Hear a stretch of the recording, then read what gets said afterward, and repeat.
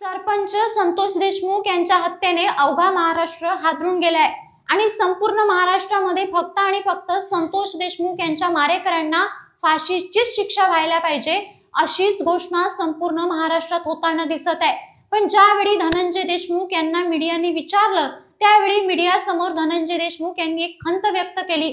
ते म्हणतात आहे की जो काही तपास आहे तो तपास कुठपर्यंत आला, तपासाचं पुढचं पाऊल काय असेल, आतापर्यंत काय कारवाई केली, काय गोष्टी पोलिसांच्या किंवा प्रशासनाच्या हातात लागल्या याबद्दल आम्हाला काहीही माहिती दिली जात नाही, तो कृपया आम्हाला ती माहिती दिली जावी अशी खंत मीडिया समोर धनंजय देशमुख यांनी व्यक्त केली।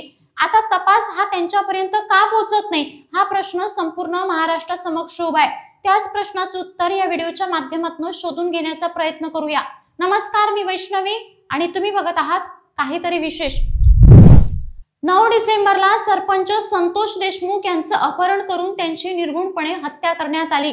सुदर्शन घुले यानं त्यांच्या साथीदारासोबत मिळून आधी त्यांचं अपहरण केलं आणि त्यानंतर इतक्या वाईट प्रवृत्तीनं, इतक्या विकृत प्रवृत्तीनं म्हणजे अक्षरशः त्यांचे दोन्ही डोळे लायटरने जाळण्यात आले, त्यांच्या शरीरावर खूप वार करण्यात आले, लोखंडी काही हत्याराने देखील त्यांच्या शरीरावर वार करण्यात आले। त्यांच्या शरीरावर एक साधी जागा सुद्धा उरलेली नव्हती। इतकी निर्घृणपणे आणि वाईट पद्धतीने, अमानुषपणे सरपंच संतोष देशमुख यांची हत्या करण्यात आली। मग आता धनंजय देशमुख यांनी बोलत असताना फक्त हाच सवाल उपस्थित केला की हे सगळं जे प्रकरण आहे, हे तुमचं जे खंडणीचं प्रकरण आहे, तुमचं जे राजकारण आहे, हे सगळं ठीक आहे, पण यामध्ये माझ्या भावाचा दोष कुठे होता? त्याची हत्या इतक्या निर्घृणपणे का करण्यात आली? त्याला इतका त्रास देऊन का मारण्यात आलं? असा सवाल मीडिया समोर उपस्थित केला। त्यानंतर कृष्णा आंधळे नावाचा आरोपी अद्यापही फरार आहे, तो पोलिसांच्या अजूनही ताब्यात आलेला नाही। मग या संबंधी धनंजय देशमुखांना ज्यावेळी मीडियाने प्रश्न विचारले त्यावेळी धनंजय देशमुख उत्तर देत आहेत की कृष्णा आंधळे हा पोलिसांना अद्यापही का सापडलेला नाही। म्हणजे सुदर्शन घुले याला पकडण्यासाठी इतके दिवस गेलेत, वाल्मिक कराड स्वतः शरण आला, त्याला पकडण्यात पोलिसांना यश आलं नाही, मग कृष्णा आंधळेला पकडण्यासाठी इतका विलंब का लागतोय? कदाचित जे काही पुरावे आहे ते पुरावे नष्ट करण्यासाठी कृष्णा आंधळे नावाचा व्यक्ती गायब आहे का? तो आरोपी गायब आहे का? आणि जर कदाचित यानं संपूर्ण पुरावे नष्ट केले तर याला सर्वस्वी जबाबदार पोलीस आणि इथलं प्रशासन आणि सरकार असेल, असाच एकंदरीत मुद्दा मीडियाशी बोलताना त्यांनी मांडला।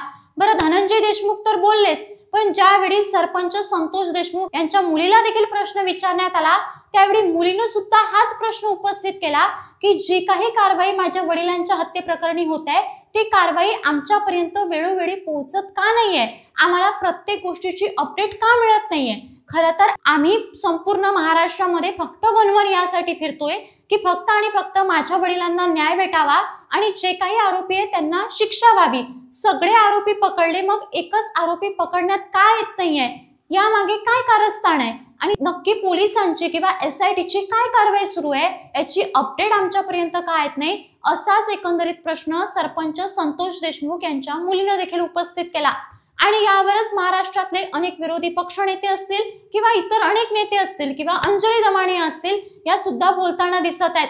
त्या असं म्हणत आहेत की आतापर्यंत खुनाचा तपास कुठपर्यंत आला, आरोपींना काय काय विचारण्यात आलं, काय काय गोष्टी हातात लागल्या, या सगळ्या गोष्टीची अपडेट ही द्यायला पाहिजे किंवा काही दिवसानंतर प्रत्येक दिवशी एक प्रेस नोट निघायला पाहिजे आणि आतापर्यंत काय काय तपास झाला हे सगळं मीडियाला असेल किंवा मग किमान सरपंच संतोष देशमुख यांच्या कुटुंबियांना तरी कळायला पाहिजे।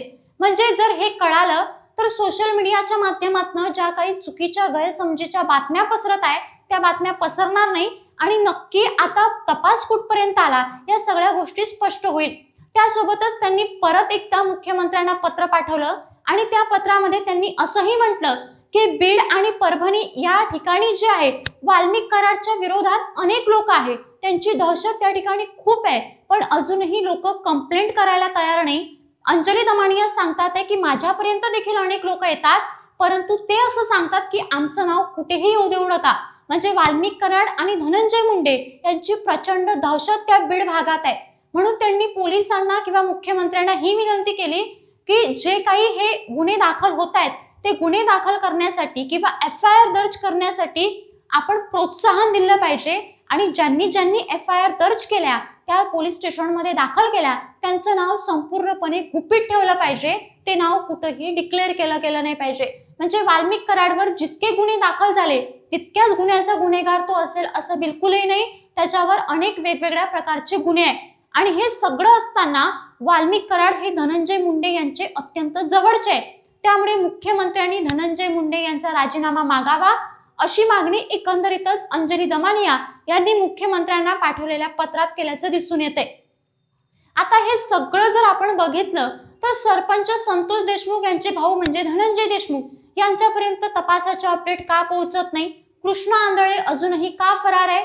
विष्णू चाटे याचा फोन अजूनही का सापडत नाही? आणि वाल्मिक कराड याच्यावर मोक्का अजूनही का लागला नाही? हे सगळे प्रश्न अजूनही जसेच्या तसेच आहे। आता या सगळ्या प्रश्नाचं उत्तर आपल्याला त्यावेळेस भेटेल ज्यावेळी पूर्ण पोलिसांची किंवा SITची चौकशी पूर्णपणे संपेल आणि एकंदरीतच संपूर्ण आरोपींना काय शिक्षा होईल हे ज्यावेळी डिक्लेअर होईल त्यावेळी या सगळ्याच प्रश्नाचं उत्तर आपल्याला मिळेल। तुर्तास तुम्हाला याबद्दल नक्की काय वाटतं? वाल्मिक कराडवर मकोका लागायला पाहिजे का? सरपंच संतोष देशमुख यांचे भाऊ म्हणजे धनंजय देशमुख यांनी उपस्थित केलेला जो सवाल आहे की आमच्यापर्यंत कारवाई किंवा अपडेटेड कुठपर्यंत कारवाई झाली, कुठपर्यंत काय शोध लागला याची आमच्याकडे अपडेटेड माहिती का भेटत नाहीये, हा प्रश्न जो त्यांनी उपस्थित केला त्यांचा तो प्रश्न योग्य आहे का? त्यांच्यापर्यंत ती माहिती पोहोचायला पाहिजे का? याकडे तुम्ही कुठल्या हेतून बघता तो हेतू तुमचा स्पष्ट करा आणि सरपंच संतोष देशमुख यांच्या हत्येबद्दल तुमचं नक्की काय मत आहे हे मत सुद्धा आम्हाला कमेंट करून कळवा। आणि अशाच पद्धतीचे नवनवीन व्हिडिओ पाहण्यासाठी काहीतरी विशेष या चॅनलला सबस्क्राईब करायला विसरू नका।